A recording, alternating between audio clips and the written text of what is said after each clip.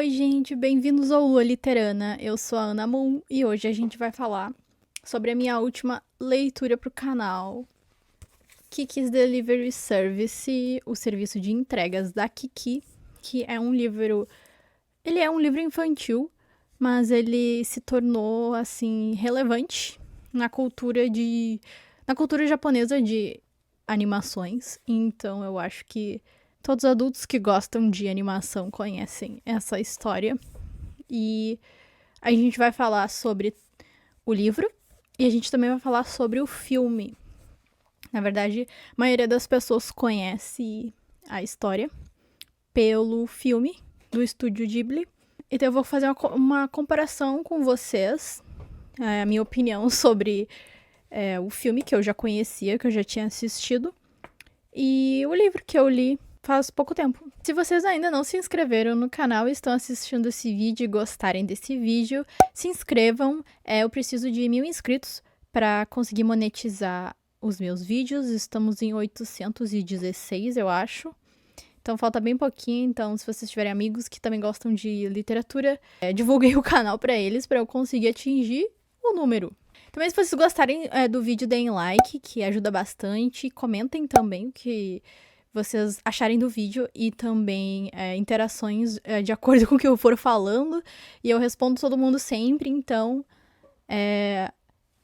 comentem e compartilhem. Se vocês quiserem me seguir nas redes sociais, eu vou adorar também. É @lualiterana no Instagram e no TikTok. Aí é Lua_Literana no Twitter, X. E eu agora também estou na Twitch. Eu faço lives de foco, de leitura, mas também a gente pode focar em qualquer atividade que precise de concentração. Eu fico na live lendo e aí vocês me acompanham fazendo o que vocês quiserem. Geralmente estou fazendo sexta e sábado. Às vezes eu troco sábado para domingo, dependendo da minha saúde física. Então, aqui é se inscrever e lá é seguir. Então me sigam lá na Twitch, é Lua Literana, lá. E eu sempre divulgo quando eu vou entrar em live no Instagram. Então, se vocês me seguirem no Instagram, vai ficar bem mais fácil de saber quando eu tô planejando fazer lives de foco de leitura. Pra quem não sabe o que é foco de leitura, é o seguinte. Existe um tipo de live na Twitch, né? A Twitch é um site de fazer streaming. Geralmente as pessoas jogam por lá ou só batem papo.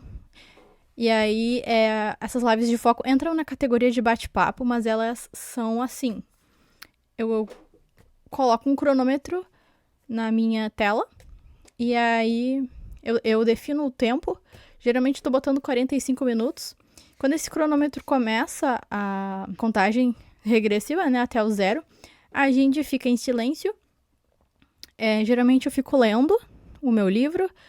Eu coloco na tela aqui do lado do livro que eu tô lendo para vocês saberem o que eu tô lendo. E algumas pessoas ali no chat também falam que ou estão trabalhando ou estão assistindo alguma coisa. Fica a critério de quem estiver me acompanhando decidir o que fazer com o tempo do foco. Então, depois que acaba os 45 minutos do foco, a gente dá uma fofocada, bate papo por uns entre 15 a 20 minutos e a gente foca de novo. Então, são lives bem produtivas para quem tem dificuldade de focar em alguma atividade. Estarei ajudando nessas lives. Essas lives, elas também estão diretamente conectadas ao Maratona App. Juro, gente, não estou sendo patrocinada pelo Maratona App. É que eu gosto muito desse aplicativo porque ele é perfeito para quem quer criar hábito de leitura. Já fiz 2 vídeos sobre o Maratona aqui no canal. Então, essas lives de leitura, elas estão conectadas ao aplicativo porque quando eu inicio o cronômetro pra gente focar, lá no aplicativo do Maratona, eu entro na aba de streamers ativos, que são os streamers que estão fazendo lives de foco no momento.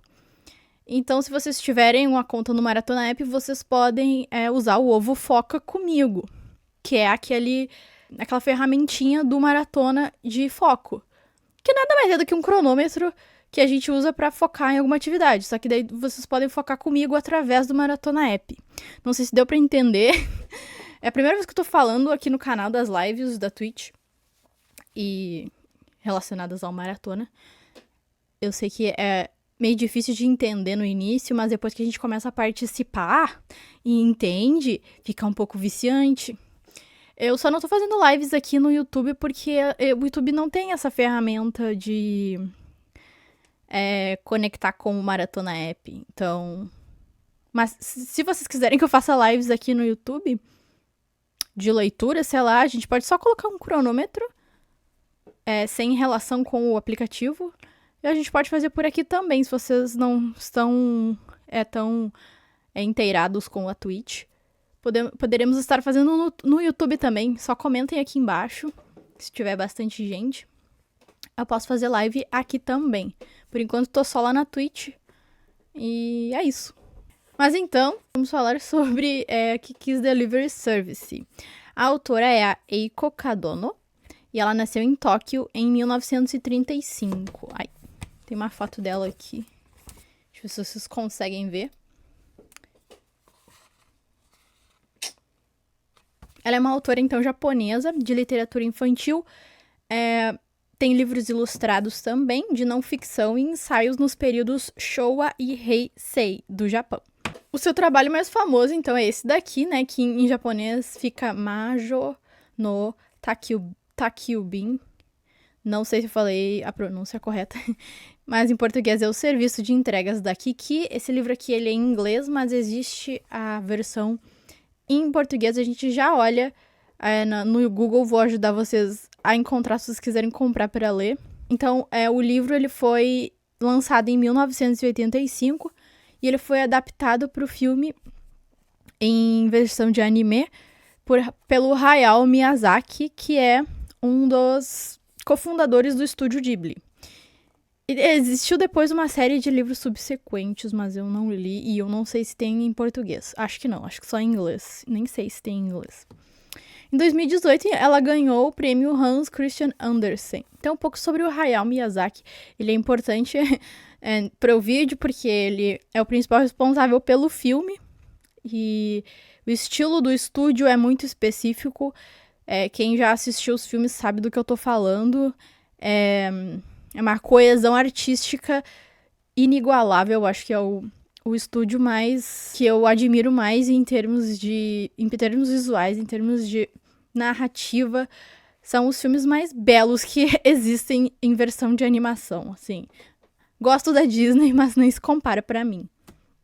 Então, o Estúdio Ghibli é uma companhia de cinema e animação, tendo conquistado reconhecimento e aclamação internacional pela qualidade dos vários longa-metragens de animação, os quais normalmente o Hayao Miyazaki escreve e dirige, e sendo amplamente considerado como um dos principais nomes da indústria de animação japonesa. Então é isso sobre o que precisamos saber sobre o livro e o filme. Vocês estão me vendo aí no cantinho da tela. Eu só quero ver o livro com vocês. O nome do livro é Entregas Expressas da Kiki, em português. O filme que é O Serviço de Entregas da Kiki. Vamos ver na Amazon aqui quanto que tá o livro. Ó, esse aqui é o livro Entregas Expressas da Kiki, R$ 47,74 na Amazon. A capa eu acho mais legal que essa daqui. Achei a ilustração com mais personalidade. Não que essa ilustração seja feia, mas eu achei a capa brasileira. As capas brasileiras geralmente me agradam mais que as americanas, mas enfim. Então, se vocês quiserem comprar o livro, tem na Amazon por R$ 47,74. E é da editora... Peraí que eu nem olhei a editora. Editora Estação Liberdade. Vamos ver no site como é. No site tá mais caro. R$ 62. A Amazon sempre vem com os melhores preços, né? Eu não sei se ele é capa dura pra ser esse preço. Ó, já tá na 3ª edição. Os temas abordados que eu consegui encontrar quando eu li o livro foram independência, principalmente, coragem, família, perseverança, superar desafios, cultivar tradições, né? Senso de pertencer a uma comunidade e generosidade. Antes de começar a fazer um resuminho da história, esse livro ele é muito legal para dar para uma pré-adolescente. Então, uma criança ali com uns 9, 10, acho que seria uma leitura até um pouco antes. 7, 8, 9, 10. É uma leitura bem legal de dar para uma criança, principalmente as meninas. Mas meninos também podem se identificar. Mas meninos também podem se identificar. Nossa senhora, a pronúncia. Mas meninos também podem se identificar com a história, não tem problema, não é uma questão. Mas eu acho que meninas têm essa... Mesmo hoje em dia, eu acho que ainda é uma questão para mulheres e meninas a questão de viver numa sociedade machista, né? Não que o livro seja feminista, mas ele tem sim aspectos que se alinham com o feminismo, no sentido de a personagem principal ser uma menina muito independente e ter independência nos pensamentos dela. Mas não é de uma forma que ela desafia de forma negativa a mãe, os pais. Não é desse jeito. Até porque é bem rápido a exposição que a gente tem aos pensamentos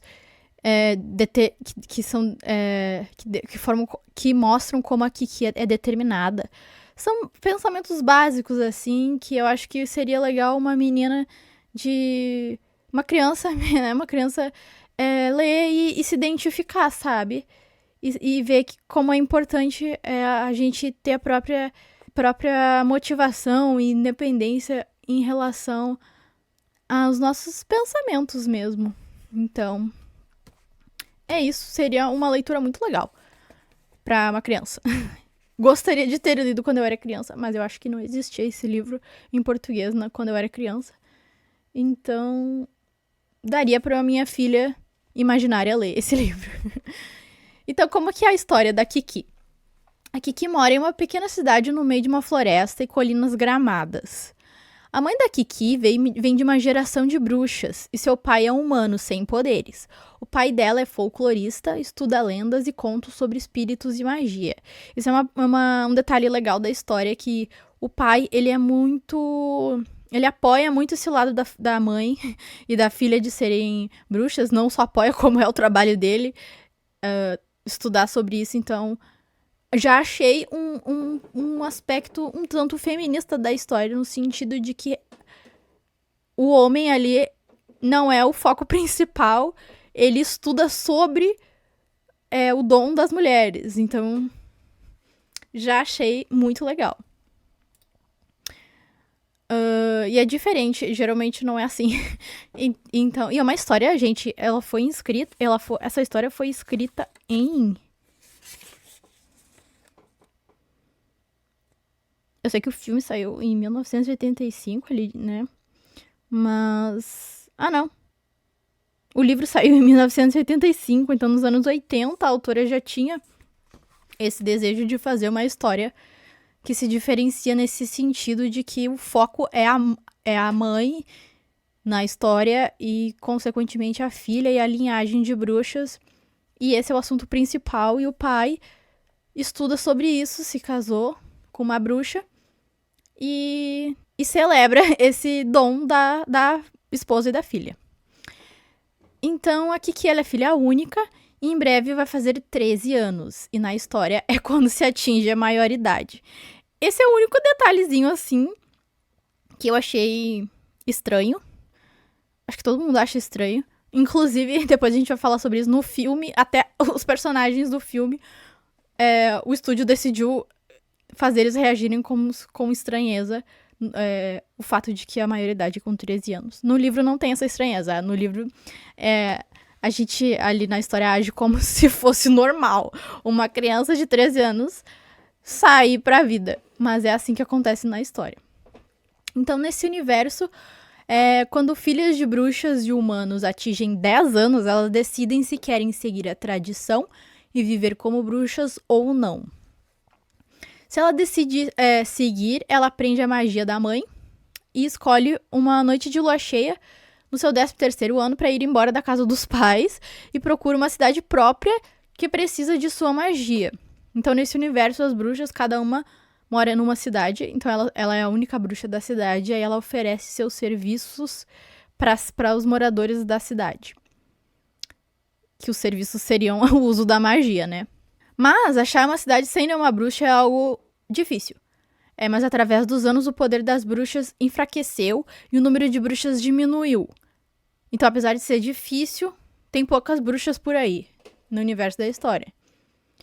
E foi a única motivo das bruxas ainda existirem, então hoje em dia ali na história é a tradição, né? De mãe para filha. Por isso que eu falei que tradição é um tema da história. Então, aos 10 anos, a Kiki decide ser bruxa e aprender a magia da mãe. A Kokiri, que é a mãe, tem 2 habilidades mágicas. O sistema de magia da história é bem simples, claro. É um livro infantil, então não tem muitas explicações. Algumas coisas, se parar pra pensar, não tem muita lógica. Mas é só um livro infantil, gente. O objetivo não é ter um sistema de magia perfeito. É só o foco da história, na verdade, são esses temas que a gente identifica durante a narrativa. A magia lhe serve como apenas uma ferramenta. Então, o primeiro poder da mãe é cultivar ervas para remédios. Eles chamam de remédio para espirrar na história Sneeze Medicine, que também não faria sentido, né? Ter uma magia para isso, né? Existem remédios para gripe. Mas não é para ficar pensando nisso. É a história. E é uma história infantil. Então, é isso. A mãe dela tem o poder de fazer remédios para espirrar. E o segundo poder dela é voar em uma vassoura. Então, a Kiki escolhe voar com a vassoura. Aí, ao longo dos anos, essas habilidades mágicas foram desaparecendo. No universo, as habilidades mágicas das bruxas foram desaparecendo. Nos dias atuais da história, há poucas formas de magia. Então, por isso que a mãe da Kiki só tem duas habilidades. O que dá pra entender é que antigamente as bruxas tinham mais formas de manifestar a magia delas. Então, a Kiki, ela entende que a mãe dela quer que ela siga os seus passos. Mas a Kiki deixa claro pra gente que ela não quer ser uma bruxa só porque a mãe dela quer que ela seja. Ela fala assim, vou ser o que eu quiser, vou decidir sozinha. Então eu achei bem ousado da parte da Kiki já ter uma cabeça tão decidida aos 13 anos. E também ousado da parte da autora, né? Criar uma personagem com tanta personalidade. Aí a Kiki, ela é uma personagem muito decidida. Na história, ela constrói a própria vassoura para o dia que ela for embora. Que quando ela vai embora para outra cidade, né, ela vai voando. Então, ela constrói a própria vassoura. E aí ela decide, de repente, o dia que ela quer ir. E aí fica muito em cima. Daí o gato falante dela tem um gato falante preto. Inclusive, eu também tenho um. Quem assiste minhas lives na Twitch já conhece. Esse é o fantasma, gente. Ele é meu gato falante. Mas ele só fala comigo, vocês não conseguem escutar. Então, o Didi, que é o gato falante da Kiki na história, fala que ela é muito impulsiva para tomar as decisões dela. E a Kiki responde, não estou nem um pouco preocupada. Podemos nos preocupar quando as coisas acontecerem. A Kiki basicamente podia ser minha terapeuta. Porque ela é muito decidida em tudo que ela pensa. E eu queria ser assim também. Por isso que eu falei que é muito legal as crianças lerem esse livro, porque acho que a gente tem que ter esses pensamentos desde criança, assim, que a gente não quer, não pra ser impulsivo, né? No caso, dá pra entender ali na história que o sentido é de tu se preocupar com os problemas se eles surgirem. Senão, a gente não faz nada na vida. Essa é a interpretação ali do diálogo da Kiki e do Didi. Didi, no caso, com J. Gigi. Mas se fala Didi. Aí, em certo momento, os pais conversam sobre a possibilidade da magia ter desaparecido porque o mundo atual tem muitas distrações. Eles falam especificamente do mundo... A magia ela tem que ser feita mais no escuro, assim. E o mundo atual tem muitas luzes artificiais e isso atrapalha. Mas imagino que eles também estejam falando de distrações no geral. Nos anos 80 já tinha outros estímulos, como televisão. Então a magia precisa de concentração para funcionar. E aí a Kiki responde: não acho que seja culpa do mundo que a magia desapareceu. Talvez as pessoas se contenham demais. Mãe, você não vive dizendo que as bruxas precisam ser quietas e modestas? Eu odeio a ideia de viver a vida constantemente me preocupando com o que as pessoas vão dizer. Vou fazer o que eu quiser. Serviu independência, serviu poder. A Kiki, ela tem uma cabeça muito madura pra idade dela. E eu achei isso muito legal. Então, a personalidade dela no livro é bem determinada. Mais uma vez, acho que é uma personagem que inspiraria as meninas a não se importarem com o que vão falar delas. Por exemplo, em questões do dia a dia, sei lá, na escola, está sofrendo bullying. Eu acho que esse livro, ela vai ler isso e vai pelo menos pensar sobre, sabe? Não dar bola para o que as pessoas vão falar. Eu bem sei como literatura, saindo um pouco do resuminho do livro, eu bem sei como literatura ajuda quando a gente é criança a se sentir pertencente, mesmo que seja um universo fictício. Eu senti muito isso com Harry Potter, quando eu li pela primeira vez. Eu não era tão criança assim quando eu li. Quantos anos eu tinha quando eu li o primeiro Harry Potter? Não vou lembrar agora. Tem que ver ali o livro, o ano que o livro foi publicado. Mas eu devia estar, tipo, na terceira, quarta série, eu acho. E aquele livro já me deu um senso de que eu não tô sozinha, no sentido de que existe ali um escape na literatura que faz eu não me sentir isolada. Não que eu fosse uma pessoa isolada na infância, é que no colégio, às vezes, é meio difícil, a gente se sente deslocada. Quem sabe o que eu tô falando, sabe o que eu tô falando. Quando a gente tem uma personalidade um pouco fora do padrão, assim, e sofreu bullying por isso, sabe do que eu tô falando. Então, pra mim, a literatura, nesse sentido ali, na infância e pré-adolescência, ajuda muito a gente a se sentir pertencente. Porque a literatura nada mais é que um retrato da vida. Quando a gente pega e lê um livro e se identifica com o personagem, mesmo que seja num castelo de magia e bruxaria, que vai estudar magia, mesmo assim, acho que facilita. A gente se sente melhor. E é isso. E o livro da Kiki também dá essa sensação de que no sentido da Kiki é mais como se fosse um conselho. Quando a gente não tá sabendo lidar, essas frases da Kiki funcionariam como um conselho, assim. Bem óbvio. E fácil de interpretar. Então, ela também conversa sobre as bruxas sofrerem preconceito e a sociedade achar no passado que elas faziam coisas ruins com o seu dom da magia. Mas com o passar do tempo, as bruxas se incluíram na sociedade, trabalhando em conjunto para ajudar as pessoas.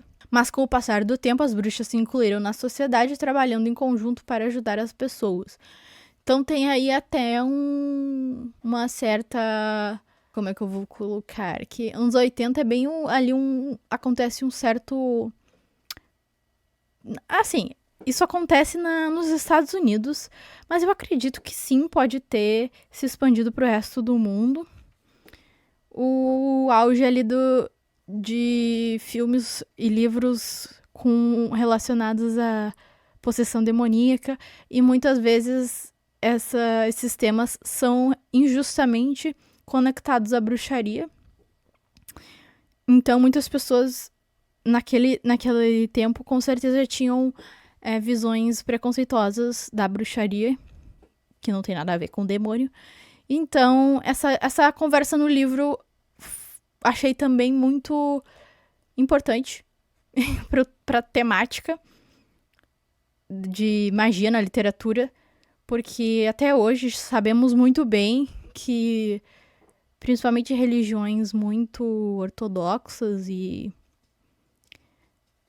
rígidas, ainda vem livros como esse daqui e Harry Potter e qualquer livro com magia, coisa do demônio. É bizarro, mas em 2024 existe esse tipo de pensamento até hoje. Enfim, achei pertinente este diálogo. Este diálogo não, na verdade não é um diálogo. É alguma fala de algum personagem explicando que as pessoas sentiam preconceito contra as bruxas. E aí isso mudou. Quando as pessoas entenderam o que as bruxas faziam e que o que elas achavam que era ruim, era só as bruxas usando a magia delas pra fazer algo que pode ser feito de outra forma. Então, depois de ir embora, a Kiki finalmente encontra uma cidade que agrada a ela. Ela vai embora com o Didi, né, o gato, e a sua vassoura. Que, aliás, é a vassoura da mãe dela. A mãe dela não deixa ela ir com a própria vassoura. A mãe dela acha a vassoura da Kiki não é tão boa quanto a da mãe. Então, a mãe dá a vassoura dela. Coisas de mãe, né? Tem também essas coisas, bem coisas de mãe, no livro Coisas de Pais. Sabe? Que também é legal para as crianças. Que a mãe dela fala, não, tu vai com a minha vassoura, que a minha vassoura é muito melhor, é mais antiga. Tu vai se adaptar melhor. E então a Kiki vai com a vassoura da mãe. E a Kiki, ela quer muito viver numa cidade perto do mar. Aí ela encontra essa cidade, depois de muitas horas viajando na sua vassoura com o Didi. Mas nessa cidade, ela não é recebida com muita simpatia quando ela pousa. E começa a interagir com as pessoas, né? E tem uma pessoa que é muito generosa com ela, que é uma mulher grávida, que é dona de uma padaria com seu marido. Ela tá numa situação ali, por coincidência, que a Kiki pode ajudar. Uma cliente saiu com seu bebê da padaria e deixou o bico pra trás. E aí o Didi é o gato. E aí a Kiki fala, eu posso entregar o bico, porque eu posso voar, né? Então eu vou ali entregar pra ti. E aí ela usa a vassoura pra ir até a cliente entregar o bico. E a senhora Ozono, que é a Ozono, acho que é Ozono que fala. Ozono, a senhora Ozono aceita a ajuda e ainda oferece a Kiki um local pra ela morar o tempo que ela quiser na padaria. Que no filme eles chamam de sótão, mas no livro eles chamam de tipo um depósito de farinha, onde eles guardam a farinha. A Kiki pode ficar por ali, morando quanto tempo quiser. Porque ela não tem onde ficar, ela acabou de chegar na cidade, ninguém recebeu ela bem. E aí tem essa generosidade da senhora Ozono. Então a Kiki, com o passar dos dias, tá meio desanimada, que a cidade é muito agitada e as coisas acontecem de forma muito mecânica. E ela precisa encontrar um emprego, né? Ela precisa encontrar uma função na cidade, porque o objetivo dela era encontrar uma cidade pra ela usar a magia dela e ajudar as pessoas. Então ela tem a ideia de abrir uma loja que oferece serviços de entrega. Então por isso que o nome do livro o nome do livro não é o serviço de entregas da Kiki. Em português é entregas expressas da Kiki, mas o filme é o serviço de entregas da Kiki. Então o serviço de entregas da Kiki também vai ser o nome da loja dela, né? Da empresa da Kiki. Aí a Kiki logo começa a conseguir clientes e vai criando a sua reputação ali na cidade aos poucos. No final do livro, ela já é super bem aceita na comunidade, ela já fez várias entregas para clientes, já fez vários contatos. E o livro, a maior parte do livro é descrevendo essas entregas. Tem vários capítulos de entregas, então é bem divertido, assim, que são entregas inusitadas. Ela tem que resolver algumas adversidades, tipo, tem alguns produtos, objetos que ela tem que entregar, que é meio difícil de carregar com a vassoura no livro. E aí ela tem que encontrar jeitos inusitados de fazer essas entregas. Então o livro é assim. Ela faz algumas amizades, né, no livro, principalmente o Tombo. Eu não sei, o nome dele é Tombo no livro? Que eu acabei de ver o filme, eu tô com um filme fresco na mente. Eu acho que ele é Tombo. No livro também.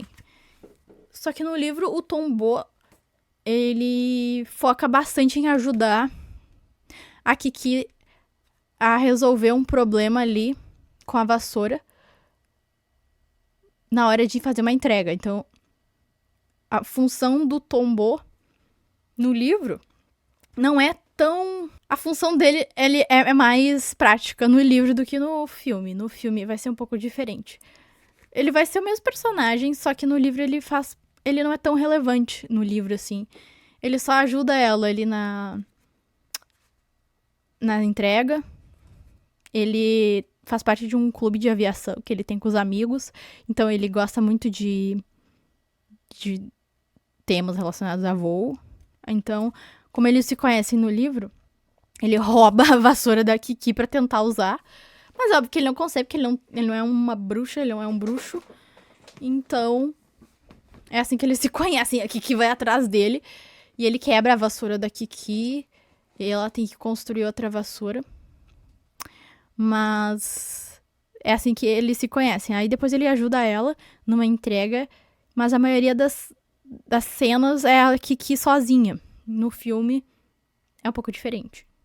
Tipo, ela interage, obviamente, com os clientes. Mas o filme é outra pegada, que já vamos falar sobre. Eu até fiquei um pouco decepcionada com o livro. Porque quando eu fui ler o livro, eu tava com o filme na cabeça. E o filme, ele tem um ponto...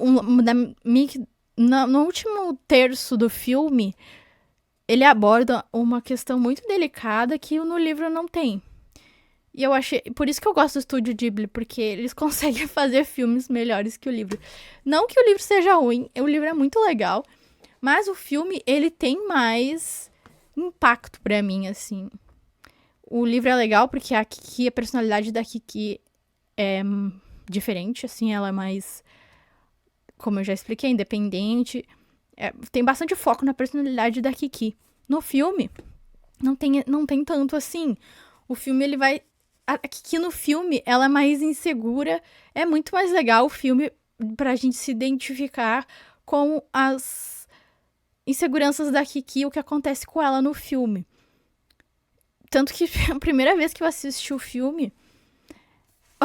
Ó, como é diferente. No livro a gente lê o livro e a gente se inspira na Kiki, porque ela é muito independente. E no filme a gente vai se identificar com a Kiki, porque ela tem... É tão humana no filme que eu lembro que eu assisti esse filme quando eu tava morando nos Estados Unidos sozinha. E eu lembro que acabou o filme, eu chorava de soluçar. Eu acabei de assistir hoje, eu fiquei... Gente, por que eu chorei com esse filme tanto? É que esse filme, quando a gente assiste esse filme no momento certo da vida que a gente tá que é ali uma transição pra independência... E aí a gente se identifica com as coisas que dão errado no filme, pega num lugarzinho. Então eu lembro que eu chorei com esse filme. Hoje eu assisti e fiquei... eu achei que ele era mais emocionante, mas foi na época.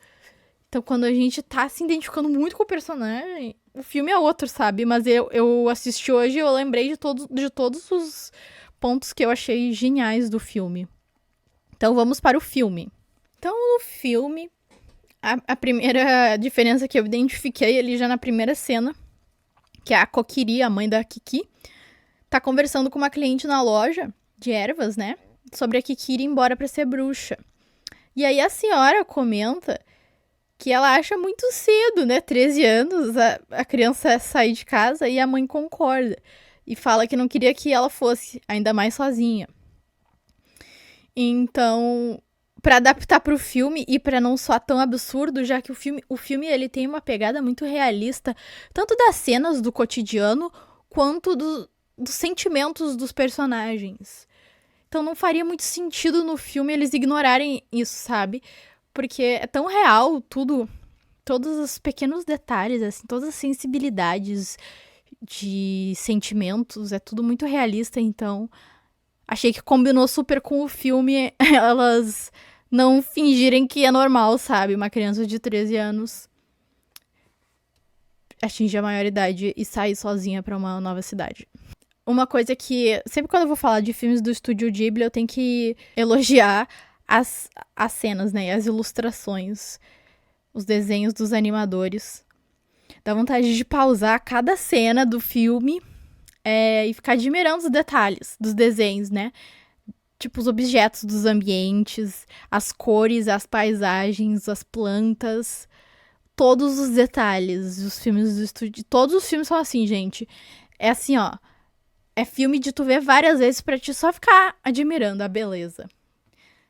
Eles têm uma dedicação na arte da animação que eu nunca tinha visto antes de conhecer o estúdio, eu não tinha visto isso antes. Então, o estúdio se diferencia nisso. Eles põem muito esforço no visual.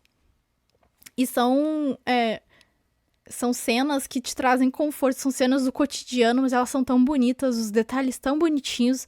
Os desenhos trazem conforto pra gente. Os detalhes das comidas.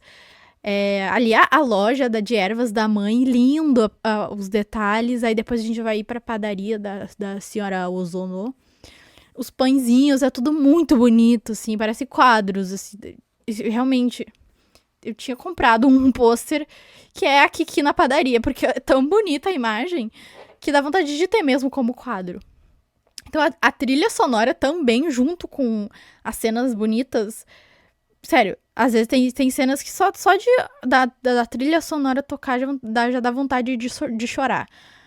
Tem uma cena no início da Kiki se despedindo do pai, assim, tipo, eles tendo um diálogo. Sério, só eles conversando uma coisa básica de pai e filha, com a trilha no fundo, assim, já dá vontade de chorar. Sério, os filmes desse estúdio são, assim, as coisas mais óbvias, mais simples da vida, da existência humana, e a pessoa dá vontade de chorar. Então, no filme é mostrado que a Kiki ela vai ficar em treinamento só por um ano e daí ela vai voltar pra cidade nova. Não, desculpa. Ela vai ficar um ano na cidade nova treinando, mas ela fica subentendido que ela volta pra casa em algum momento, tá? No livro não fica. No livro ela vai-se embora pra cidade nova e é isso aí. Então, o filme ele tem uma sensibilidade de ser um pouco mais realista, que eu gostei mais do que no livro. E aí a gente já vai entrar no que eu me decepcionei com o livro. Que é um dos pontos. Acho que ali é o pico da ação da história. Que é quando ela tem que resolver o conflito, né? No livro tem, mas é outra coisa. O livro é totalmente focado só nas entregas. No filme é mais nas questões humanas. E aí a resolução do conflito vai ser relacionado a Kiki, a um problema que a Kiki vai ter com ela mesma. Que a gente já vai falar sobre.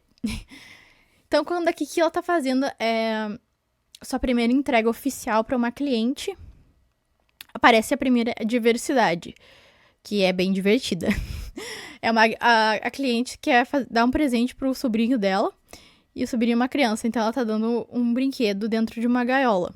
E o brinquedo é literalmente igual ao gato da Kiki, o Didi. É um gatinho do mesmo tamanho, é idêntico. Adivinha? Eles estão voando, né, pra entregar, pra ir lá pra casa do sobrinho da cliente, entregar o presente. E aí bate uma ventania e o gatinho da gaiola cai numa floresta. A Kiki não tem tempo de procurar o bichinho. E aí, o que acontece? Tem que dar o presente. E o Didi, que é o gato de verdade, vai ter que fingir ser o brinquedo, enquanto a Kiki procura o brinquedo perdido. Então isso é muito divertido no filme, ver o gato tendo que fingir que é um boneco. E aí, na hora que a Kiki vai procurar, enquanto o Didi tá lá ferrado com a família, tentando fingir que é um brinquedo, a Kiki tem que procurar o brinquedo, né, na floresta. E ela conhece uma pintora. Que eu não sei porque que eles não dão o nome pra ela. Nem no filme, nem no livro. Eu achei uma personagem muito importante. Principalmente quando acontecer a questão pessoal da Kiki, que vai ser o conflito principal da história. Ela é muito importante e ela não tem um nome. E olha que eu fiquei prestando atenção. Ela não tem nome, então eu chamo ela de pintora na minha cabeça. É uma pintora, ela pinta quadros e ela mora numa cabana na floresta. E aí ela encontra o bonequinho que a Kiki perdeu. E aí... isso tem no livro, tá, gente? Eu tô contando porque... a pintora vai ser relevante muito mais no filme. Então, elas fazem uma troca. A pintora devolve o bichinho pra Kiki, ajuda ela a costurar o brinquedinho que ele rasgou quando caiu. E a Kiki faz a limpeza na cabana ali da pintora. Então, elas já criam essa primeiro contato, primeira relação. E também é engraçado que o Didi faz amizade com o cachorro da família. A gente acha que... Por exemplo, filme da Disney já ia ser ao contrário. Já ia o cachorro correr atrás do gato e estraçalhar o gato. No estúdio Ghibli, não. O gato fez amizade com o cachorro e o cachorro ajuda o Didi a sair da casa e fazer a troca pelo brinquedo quando a Kiki consegue ir pra casa de volta do cliente, né? Fazer a troca. Estúdio Ghibli é outra pegada, gente. Os vilões de todos os filmes. Esse filme da Kiki nem tem vilão, na verdade. O vilão é as próprias adversidades psicológicas. Estúdio Ghibli é muito assim. Não tem vilão. E se tem vilão, o vilão em algum momento ele se redime. E ele não é mais vilão. Então, isso pra criança é perfeito os filmes do Estúdio Ghibli. Porque é perfeito.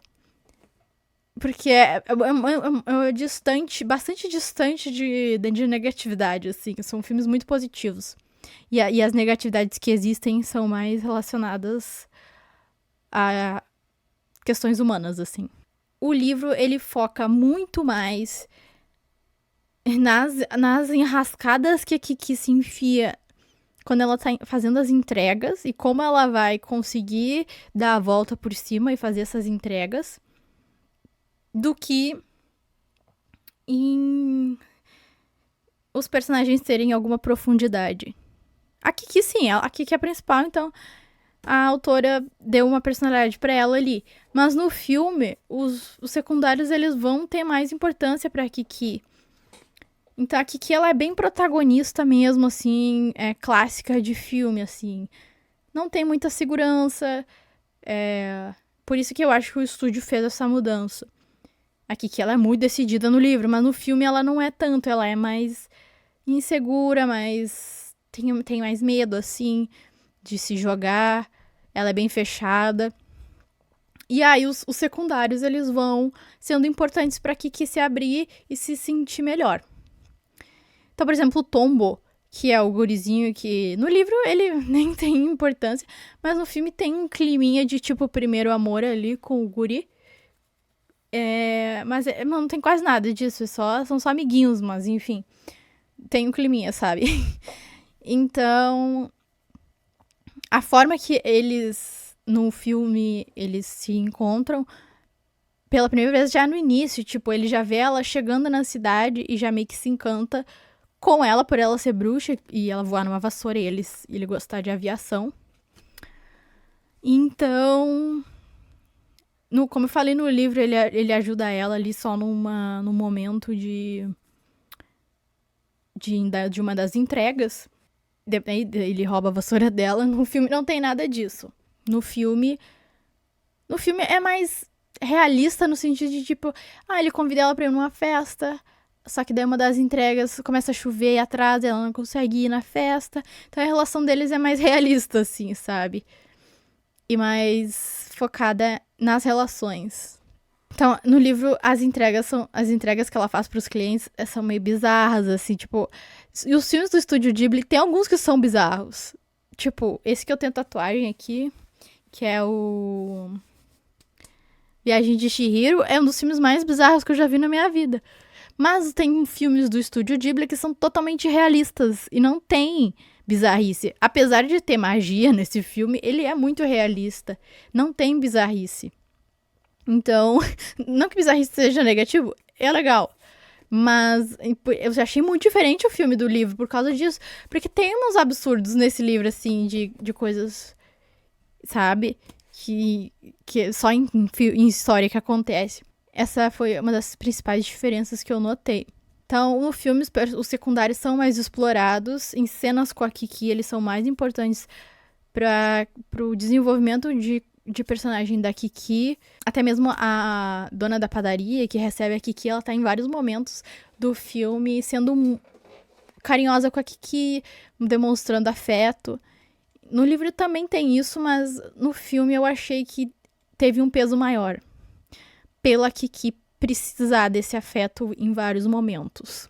Aí chega no ponto de conflito principal ali do filme, que é quando tocou em mim, sabe? Com a primeira vez que eu assisti, nossa, isso já aconteceu comigo várias vezes e deve acontecer com todo mundo. Que é assim, ela tá tendo uma tarde muito legal com o Tombo, o amigo dela, né? Elas estão na praia. E aí chegam umas amigas do Tombo e aí elas não são grossas com a Kiki. Só que sabe quando tu é uma pessoa nova num lugar, ou tu se sente deslocado no geral, e aí tu vê as pessoas interagindo e sendo íntimas e confortáveis, e tu tipo, sabe? Tu fica excluído. É isso que eu entendi da cena.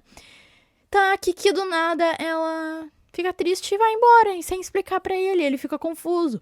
E ela chega em casa e fala pro gato, Didi, acho que tem algo de errado comigo. Eu faço um amigo e de repente não quero mais não quero mais ficar com ele. E eu achei isso tão real. Tipo, eu achei tão honesto do filme, sabe? Tipo, é uma coisa que todo mundo sente em algum momento. Às vezes tu sente que tu não, sabe? Tu não se encaixa, tu não tem muita vontade, tá perdida, assim. O Estúdio Ghibli, ele vai em pontos, entendeu? Que no livro não teve isso, gente. E essa história, pra mim, ela tinha esse impacto por causa desse momento do filme. Ele é muito certeiro, sabe? E aquilo ali é tão sensível de tu entender, que eu acho que se uma criança estiver assistindo esse filme, ela não vai entender direito essa parte do filme. Por isso que eu digo que, tipo, os filmes são adultos, são pra adultos, porque só adulto entenderia isso, sabe? Então, ou não, né? Eu também não quero subestimar a inteligência das crianças, mas eu acho que tem coisas sutis, assim, que às vezes a criança, ela não tá muito prestando atenção no filme, ela só tá olhando as imagens, entendeu? Mais nesse sentido, assim, que tu tem que estar com foco no diálogo, né? No que tá acontecendo. Então, aí, nesse momento da história, a Kiki, ela começa a perder os poderes. Ela não consegue mais entender o que o gato dela fala com ela. O gato no filme tem uma voz, ele fala normal como uma pessoa, mas aí ele começa a miar do nada, ela não entende mais ele. E ela também não consegue mais voar com a vassoura. Ela sobe na vassoura e tenta voar e cai várias vezes. E aí eu entendo que nesse ponto, não sei se, eu acho que é uma fase que seria uma alusão a tipo uma fase depressiva da Kiki, ou uma fase de desânimo, de se sentir deslocada, de se sentir perdida. E aí, bem nesse exato momento que a Kiki tá mouse, que tá na bad, tá pra baixo, a pintora aparece na padaria e convida a Kiki pra passar um tempo com ela lá na cabana dela. Sabe, é bem simbólico esse momento de vai fazer um retiro pra cabana. E é nesse momento que a Kiki se toca que o que tá acontecendo com ela é normal e todo mundo passa por isso. E a pintora fala pra ela. A Kiki, né, desabafa com a pintora que ela não consegue mais voar. E a pintora fala pra ela, dá um tempo, aproveita a natureza, aproveita a vida, faz outras coisas e pare de pensar nisso um pouco. E ela fala que pra Kiki que ela faz isso quando ela não consegue pintar. E funciona. E a pintora fala pra Kiki também que já teve momentos da vida dela que ela não conseguia pintar. Que ela sentia que ela tava imitando outras pessoas, que ela não tinha próprio traço, a própria personalidade na pintura. E aí ela faz essa comparação da magia da Kiki com a inspiração de artistas e até dos padeiros, né? Porque ela tava na padaria, então ela deve ter pensado nisso. Que a confeitaria ali e a gastronomia acho que tem também um pouco de muita criatividade. Então, essas áreas mais de criatividade, acontece isso. Eu acho que a magia no filme, ela tem esse paralelo com a criatividade. Tipo, a criatividade seria a magia, né, na nossa vida real. Então, a Kiki até desabafa com ela, nossa, eu estaria muito mais mal se tu não tivesse ido lá me buscar e a gente não tivesse passado esse tempo aqui conversando. Gente, olha, tipo, a maturidade dessa parte do filme. Sério.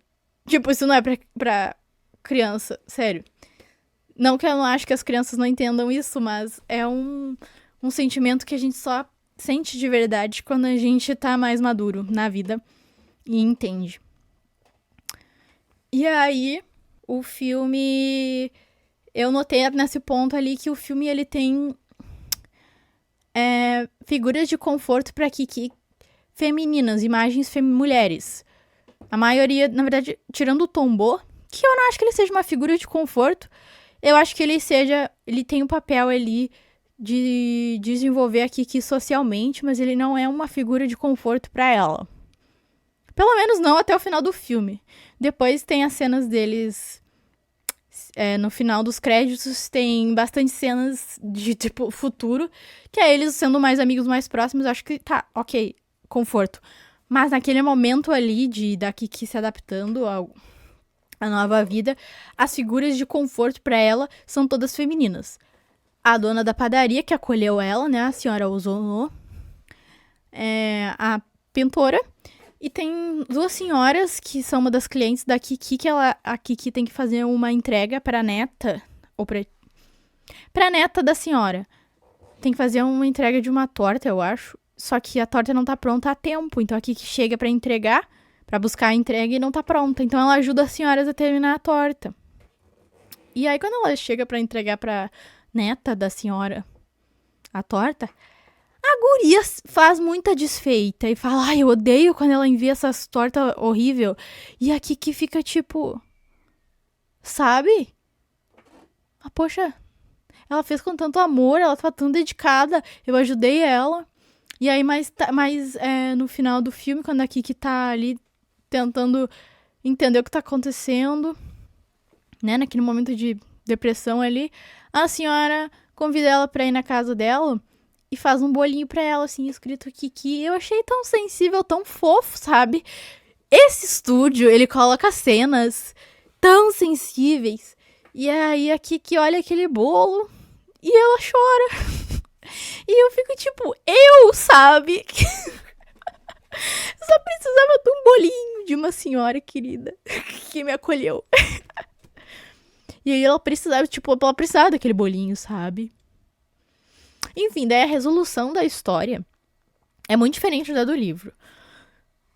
No livro, nem vou falar, eu não vou contar, tipo, tudo, porque a graça é ler, então se vocês quiserem ler a resolução do livro, da história, tipo, o conflito final do livro, tem todo um enredo lá pro conflito final do livro, mas no filme é mais simples. O Tombô tem um... Acho que...